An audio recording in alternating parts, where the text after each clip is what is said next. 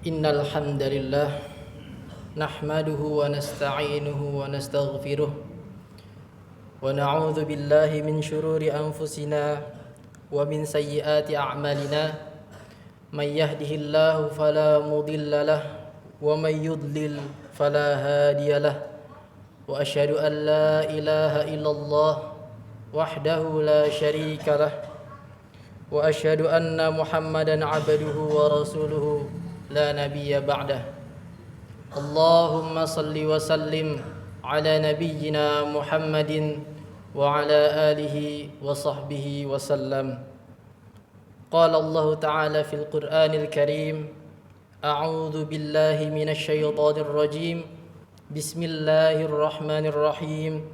Ya ayyuhan nasu ittaqu rabbakumul ladzi khalaqakum min nafsin wahidah وخلق منها زوجها وبث منهما رجالا كثيرا ونساء واتقوا الله الذي تساءلون به والأرحام إن الله كان عليكم رقيبا.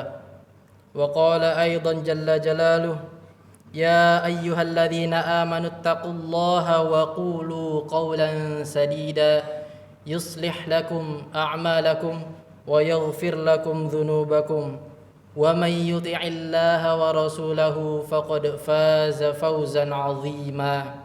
وبعد فإن أصدق الحديث كتاب الله وخير الهدى هدى محمد صلى الله عليه وسلم وشر الأمور محدثاتها فإن كل محدثة بدعة وكل بدعة في الدين ضلالة وكل ضلالة في النار أعاذني الله وإياكم منها. أيها الحاضرون اتقوا الله فإن من اتقاه وقاه. Hadirin sidang Jum'ah, hafizakumullah.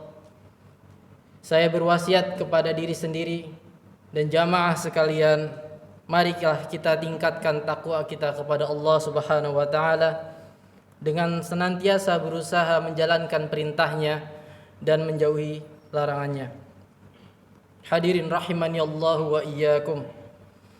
Ribuan tahun sebelum Nabi Muhammad sallallahu alaihi wasallam diutus, berkumpullah 10 orang untuk membuat makar dalam rangka membunuh calon seorang nabi.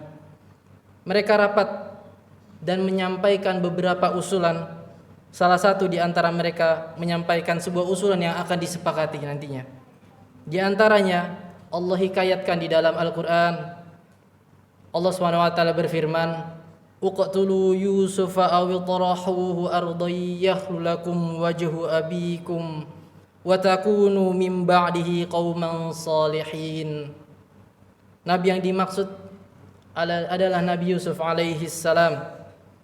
Saudara-saudara Yusuf alaihi salam, mereka rapat untuk menyingkirkan Nabiullah Yusuf. Di antara mereka ada yang mengusulkan untuk membunuhnya. Di antara mereka ada juga yang mengusulkan untuk membuangnya ke padang pasir. Itu dilakukan agar ayahnya yaitu Nabi Yakub alaihi salam tidak terlalu fokus kepadanya, tidak terlalu perhatian kepadanya dalam rangka iri dan dengki daripada saudara-saudara Nabi Yusuf alaihi salam. Lalu apa yang mereka sampaikan? Mari kita perhatikan akhiran ayat. Allah Subhanahu wa taala berfirman, "Wa takunu min ba'dihi qauman shalihin." Dan setelah itu, ayo kita bareng-bareng menjadi orang solih lagi. Hadirin yang dirahmati Allah Subhanahu wa taala. Dalam ayat ini Allah menceritakan sebuah tindakan jahat. Dan orang yang mau bertindak jahat ini mereka memiliki rencana, yaitu setelah kita membuat maksiat, setelah kita membunuh, nanti mari kita bareng-bareng jadi orang soleh lagi. Ketika orang punya rencana untuk berbuat taat, untuk beribadah di saat dia ingin berbuat maksiat, maka dia tidak akan takut dengan maksiatnya. Dia akan semakin berani dan merasa bahwasanya maksiat itu akan hilang dosanya dengan ketaatan yang akan dia lakukan setelahnya. Ternyata jamaah rahimani Allah wa iyyakum, keadaan semacam ini mungkin juga terjadi di antara kita semuanya. Kita jumpai banyak sekali orang betapa beraninya melakukan perbuatan maksiat, namun di saat yang sama dia merencanakan setelah kita berbuat maksiat, setelah ini kita sholat. Sebagai contoh, ada banyak orang yang punya anggapan ketika dia mendapatkan harta yang haram, baik dari hasil riba, hasil korupsi, dan harta-harta haram yang lainnya, dia menganggap zakat itu kan bisa menyucikan harta. Setelah kita kumpulkan harta-harta haram nanti, kemudian kita keluarkan sebagian untuk zakat, maka seluruhnya akan jadi suci. Sebagian di antara mungkin pejabat ada yang mengatakan, kalaupun kita mengumpulkan harta isinya haram dari hal-hal maksiat, kita gunakan untuk umroh atau kita gunakan untuk haji, nantinya pulang dari haji seperti bayi yang keluar dari rahim ibunya. Anggapan semacam ini jamaah membuat sebagian orang jadi semakin berani untuk berbuat jahat, sehingga maksiat terlupakan di hadapannya kalau itu sebagai maksiat, karena anggapan dia akan diampuni pasca berbuat maksiat. Persis seperti yang Allah ceritakan tentang saudara-saudara Nabi Yusuf alaihissalam. Mereka mau membunuh calon nabi, namun di saat yang sama mereka merencanakan wa takunu min ba'dihi qauman shalihin, dan setelah ini kita akan bareng-bareng menjadi orang soleh lagi. Banyak orang yang mungkin tidak sadar bahwa Allah punya kaidah, ibadah yang Allah terima adalah ibadah yang baik saja.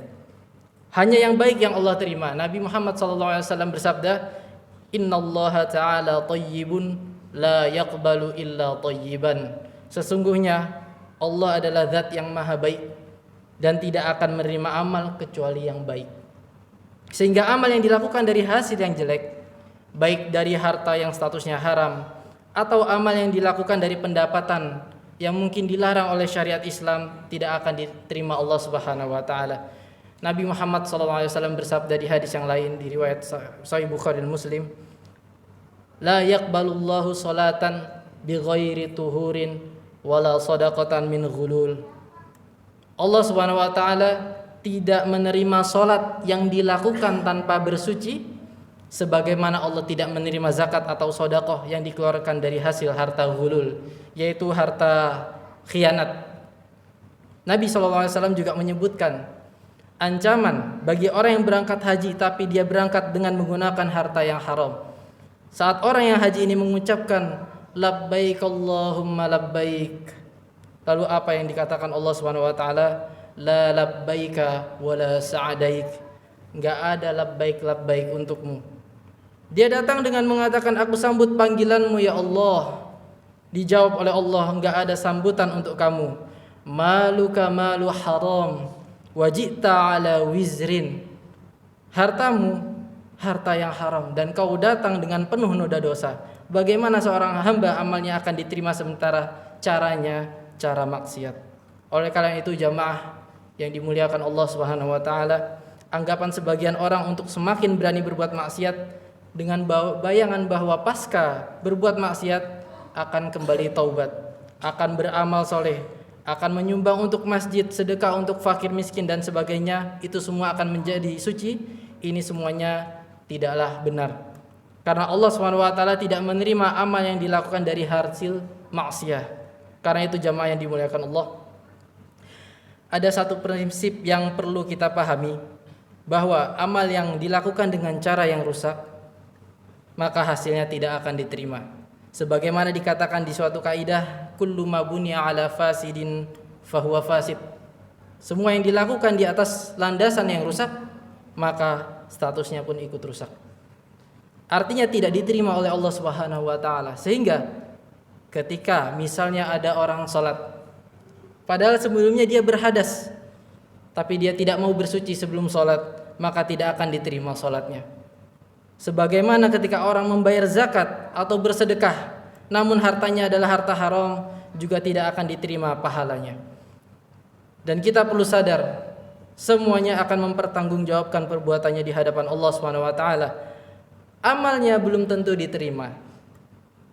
Akan tetapi harta haram yang dia kumpulkan, maksiat yang dia lakukan akan menjadi sumber musibah ketika dia menghadap Allah jika Allah tidak mengampuninya. Disebutkan pula dalam hadis riwayat At-Tabrani dari sahabat Sahal bin Sa'ad As-Sa'idi radhiyallahu an, Suatu ketika Jibril alaihi salam datang kepada Nabi Muhammad sallallahu alaihi wasallam. Kemudian beliau menyampaikan sebuah pesan yang sebenarnya pesan ini untuk seluruh umat beliau.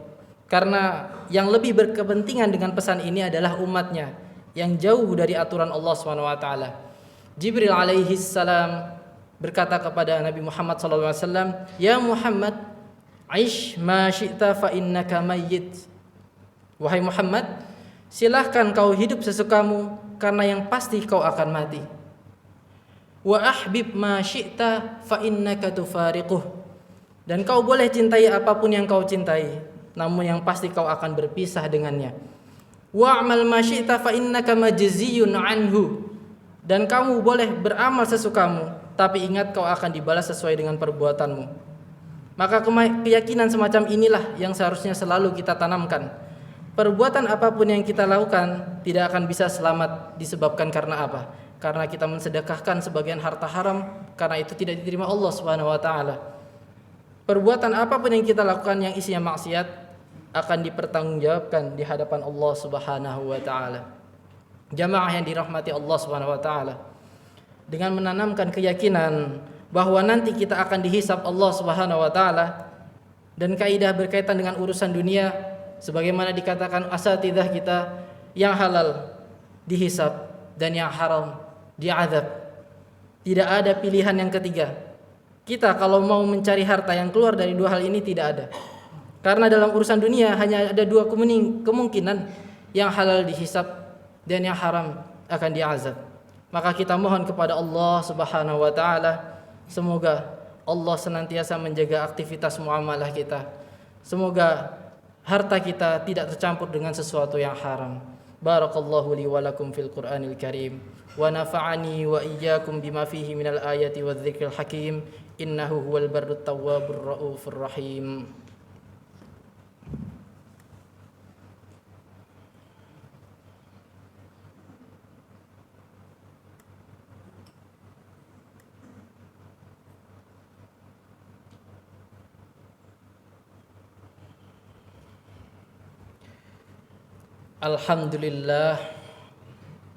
Alhamdulillahi ala ihsanihi wasyukru lahu ala taufiqihi wa amtinanihi. Wa asyhadu an la ilaha illallah wahdahu la syarika lah. Wa asyhadu anna Muhammadan abduhu wa rasuluhu ad-da'i ila ridwanih.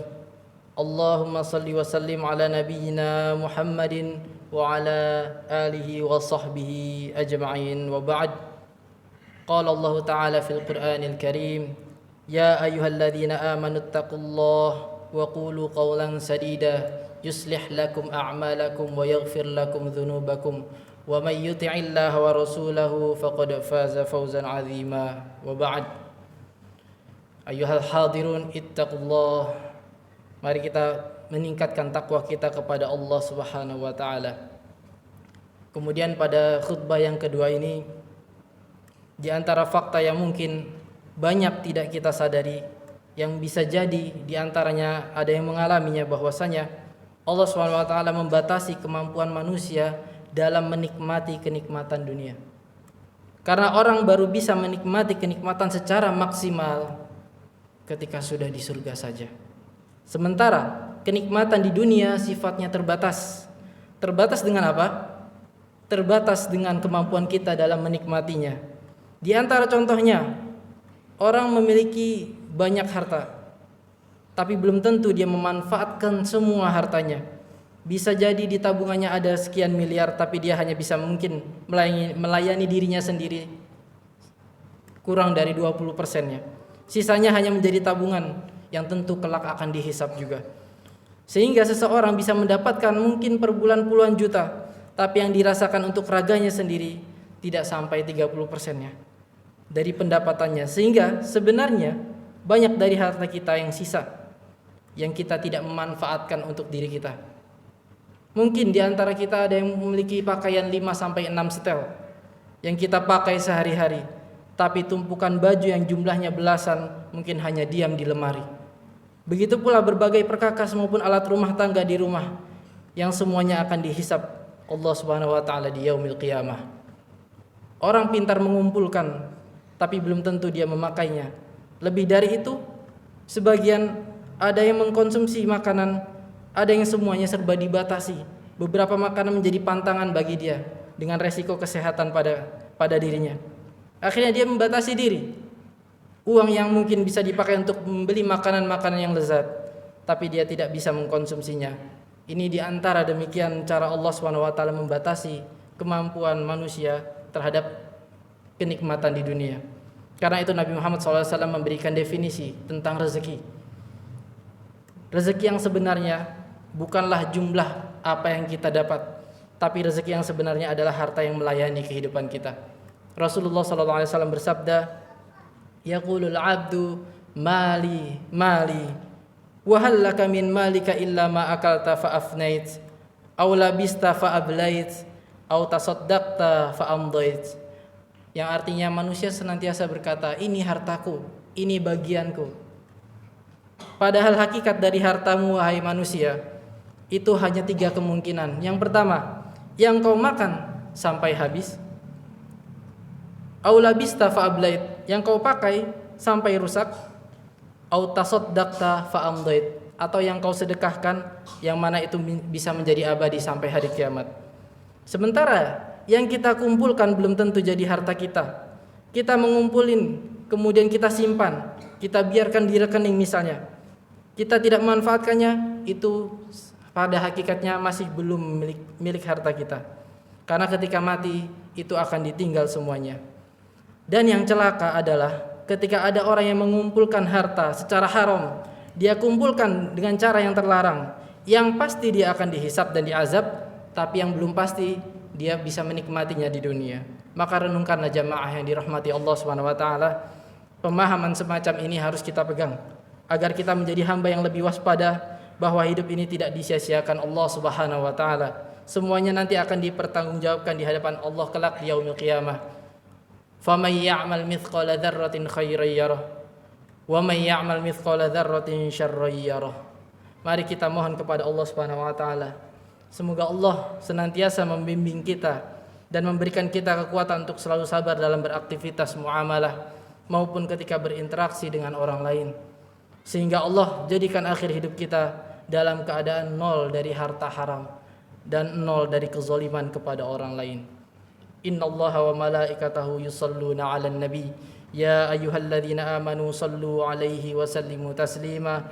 Allahumma salli 'ala Muhammad wa 'ala ali Muhammad kama sallaita 'ala Ibrahim wa 'ala ali Ibrahim wa barik 'ala Muhammad wa 'ala ali Muhammad kama barakta 'ala Ibrahim wa 'ala ali Ibrahim innaka Hamidum Majid. Allahumma ighfir lil mu'minina wal mu'minat wal muslimina wal muslimat al ahya'i minhum wal amwat. Allahumma a'izzal Islam wal muslimin wa adhillash syirka wal musyrikin wansur ibadakal muwahhidin wansur man nasaraddin wakhdhul man khadhalal muslimin. Allahumma rabbana zalamna anfusana wa illam taghfir lana wa tarhamna lanakunanna minal khasirin. Allahumma rabbana atina fid dunya hasanah wa fil akhirati hasanah wa qina adzaban nar. Aqimus shalah.